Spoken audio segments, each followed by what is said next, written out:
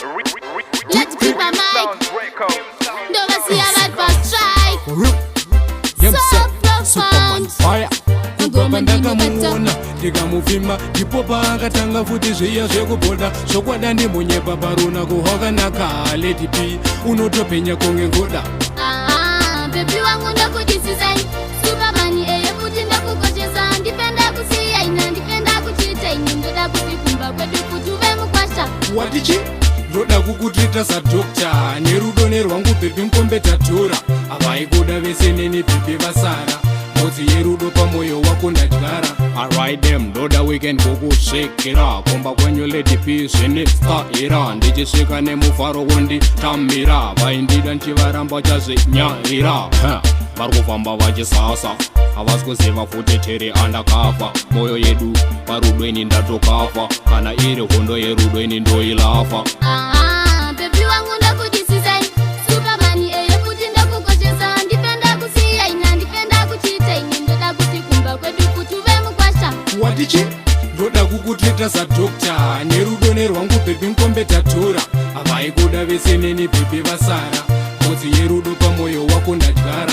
Superman unoratidza success vakawanda vakubvunza yako address kuti uvaute nezvangu by force asi unovarambira baby saka ndati yes. Une rudo Lady P ruri active nyangwe neni ndinobvuma futi uri negative vakawanda vanogaya futi uri positive nerudo rwako bhebhi ke ururi negative. Baby wangu ndakudisizai Superman futi ndakukoshesa ndipenda kusiya ina ndipenda kuchita ini ndoda kuti kumba kwedu kuti uve mukwasha. Watichi?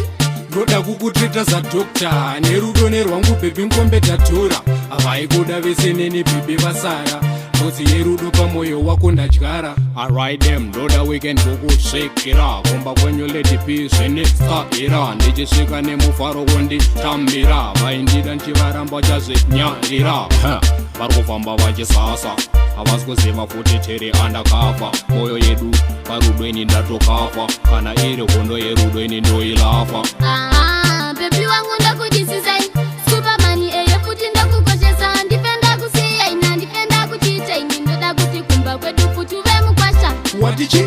Ndoda kukutrita sadokta nerudo nerwangu bhebhi mukombeta tora avaikuda vese neni bhebhi vasara modzi yerudo pamoyo wako ndadyara.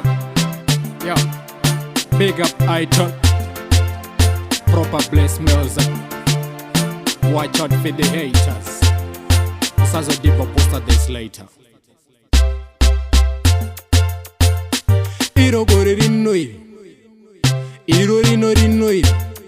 rega ndichongocha mhino